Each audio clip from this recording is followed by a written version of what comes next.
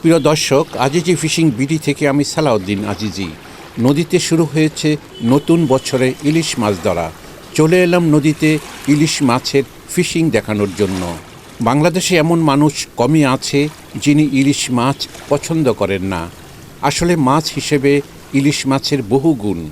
একে তো ইলিশ মাছ খেতে অত্যন্ত সুস্বাদু, অন্যদিকে ইলিশ মাছ বহুমাত্রিক পুষ্টিগুণে সমৃদ্ধ। ইলিশ মাছ উৎপাদনে বিশ্বে বাংলাদেশ প্রথম স্থান অধিকার করে আছে। বিশ্বে ইলিশের উৎপাদনের 60%ই বাংলাদেশে হয়ে থাকে।